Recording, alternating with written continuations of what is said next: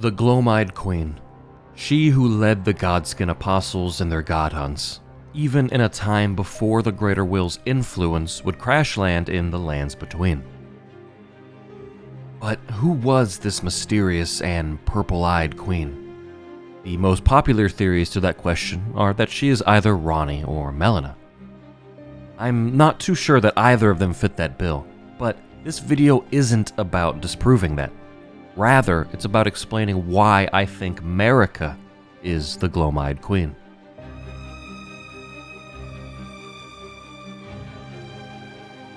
Something that we know for sure about the Gloam-Eyed Queen is that she was the leader of the Godskin Apostles, and an Empyrean chosen by the Fingers.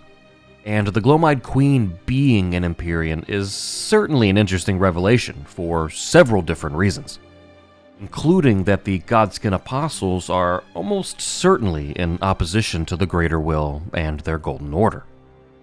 And while being an Empyrean isn't something new, according to Gowry, the Empyrean were born during the age of the Elden Ring and of Queen Marika, meaning that there aren't likely any Empyreans we haven't heard of at this point, as their purpose is to succeed Marika and become the new god of a coming age.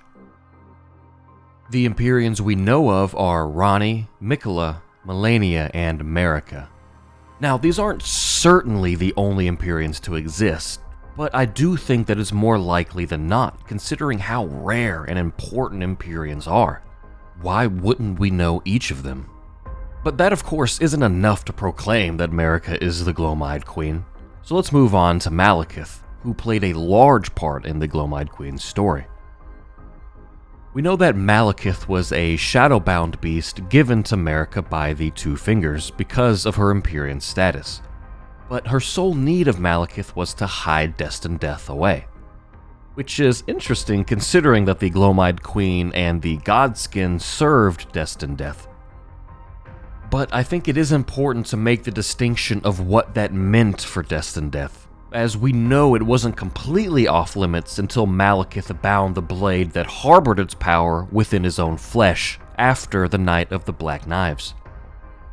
So if Marika is the Gloam-Eyed Queen, having the very destined death that she served under safeguard by her formidable shadow beast wouldn't be a bad deal. She and her kin would have immortality, and she and the Godskin Apostles would always know where it was. And we do know that at one point in time, Malekith would defeat the Gloam-Eyed Queen, which seems counterintuitive to the theory that that is Marika, as some believe it was only then that Malekith was able to bind destined death. But hear me out. The Godskin Apostle Hood describes their defeat at the hands of Malekith the Black Blade. I think it's clear that Malekith obtained the title of Black Blade once his blade was imbued with death. The Blasphemous Claw also refers to him as Malekith the Black Blade, the Black Beast of Destined Death. Despite the red glow that accompanies the black flames of death, which I don't have a current theory as to why, I think it's easy to correlate death with the color black. So going back to when the Godskin were defeated by Malekith is telling of when, as he's described as the Black Blade at that point in time. Now, Queen Marika was quite manipulative and headstrong in pursuing her goals. We know that from, of course, when she would shatter the Elden Ring, and from being behind the plot of the Night of the Black Knives, if you believe in that theory. But we already know what Marika would go on to do, so saying that she was disillusioned with the Greater Will, quite possibly the entire time, isn't too much of a stretch.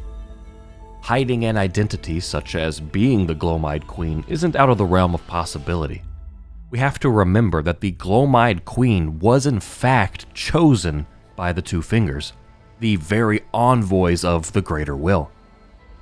I think it's a safe bet that had the Gloam-Eyed Queen not been concealing her real identity, that the Two Fingers would have absolutely never chosen her to be the god of their coming age. Why would they? She stood in exact opposition to them, and quite literally wanted to slay the gods and wear their skin.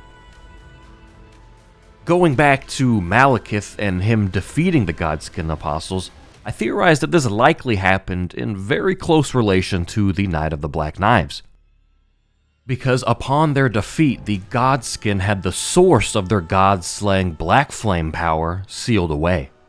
But death was only inaccessible after Malekith bound it within his flesh, or else a fragment of it could have never been stolen to begin with. If Marika is the Gloam-Eyed Queen, then having something to do with the Night of the Black Knives would make a lot of sense. But I won't delve into that theory here, as I've already done that in a previous video you can check out if you'd like.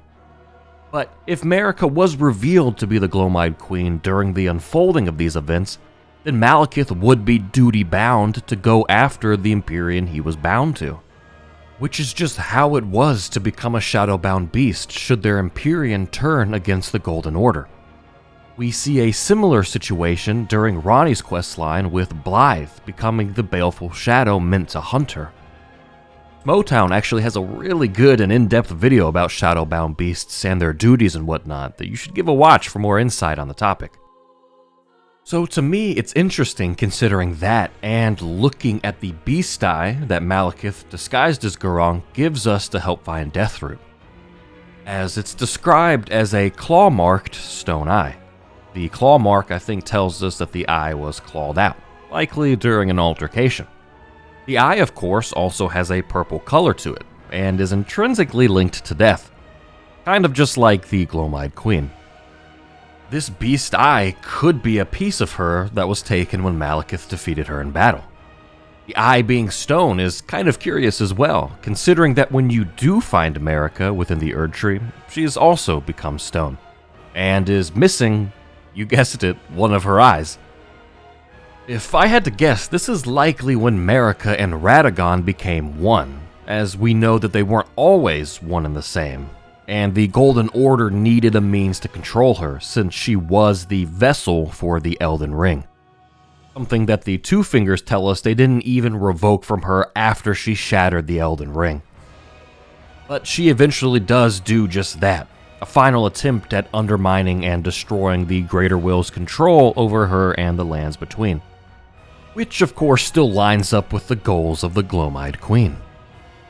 Now going back to Malekith a final time, and revisiting the description of his remembrance, which mentions that Marika betrayed Malekith, I think it's important to flesh that out, especially in considering that Marika is the Gloam-Eyed Queen. The betrayal, I think that's been the default idea, is that she was giving him destined death, or perhaps her going on to shatter the Elden Ring. But I don't think the betrayal is either of those things. Simply having him lock destined death away isn't a betrayal. Malekith embraced becoming the Black Blade, and there wasn't a god who didn't fear him for his duty. And shattering the Elden Ring seems much too late to be the betrayal referenced here, as it says that Marika's sole need of her shadow was a vessel to lock away destined death. Even then, she betrayed him. That alludes to it having something to do with destined death, and with Malekith otherwise being fine with holding on to it, then it had to have something to do with being used. Otherwise, simply doing his duty for his Empyrean isn't a betrayal. But if Marika was the Gloam-Eyed Queen, and Malekith was being used in that regards to further her agenda without realizing it, and then even having to come to blows with her, maybe even against his will, as we see how it affects Blythe, who still wants to serve Ranni, but is compelled by the Two Fingers to do the opposite. If that is the case, then that is certainly the betrayal to Malekith that's referenced here. Malekith eventually goes into hiding, with destined death still bound within his flesh, and he takes on another identity, which could even be something that he learned from Marika's betrayal. And while disguised as Gurranq, we can feed him Deathroot as a means of him attempting to rid the world of death again. And after feeding him the last Deathroot, Malekith says, "Marika, is this what it is to sin?" Which is interesting, that after consuming all of that death, he feels akin to Marika and her sin. If her sin is death, if she is the Gloam-Eyed Queen, the Queen of Death, then that makes a lot of sense. And again, if she is the Purple-Eyed Queen, leader of God-Slayers and Queen of Death, that absolutely explains why her son Godwyn becomes the Prince of Death upon his soul's demise. Why wouldn't he otherwise become the King of Death, unless Marika was his mother and queen in both life and death? Following this train of thought, the God-Slayer's greatsword once referred to the Gloam-Eyed Queen as the Dusk-Eyed Queen, which more or less meant the same thing. So in that regard, it's interesting to realize that the ending in which we restore the curse mark of death on Godwyn's corpse to give him a second life as the First of the Dead and Prince of Death is called the Age of the Duskborn. And if another moniker for the Gloam-Eyed Queen is the Dusk-Eyed Queen, and Godwyn being the Duskborn as Marika's son strengthens this theory even further. And a final point that I'd like to add among the other ideas that attempt to support this theory turn our gaze to Sir Gideon Ofnir. Throughout the game, he will give us tarnished 4 secret rites, and we can get a pretty good idea of where he gained the knowledge for each of these secret rites. One being the Lord's Divine Fortification incantation, which describes the exchange Gideon had with the 2 fingers. The second is the Law of Causality, a Golden Order incantation, likely gleaned from his involvement and studies of the Golden Order. The third, a Fervor's Cookbook mentioning Saint Trina that he gives you after finding Mikola, which is definitely a theory for another video. And finally, the 4th secret rite from Gideon is the Black Flames Protection incantation, which is a Godskin incantation. And that made me curious as to where he would glean such knowledge of the Godskin Apostles from, as it mentions how the Apostles were all embraced by the Gloam-Eyed Queen, and that black flame was their armor within. Which is a pretty obscure piece of information for him to just stumble across. And while pondering how, I read the description for his armor set, which mentions how he shuddered in fear when he glimpsed the will of Queen Marika.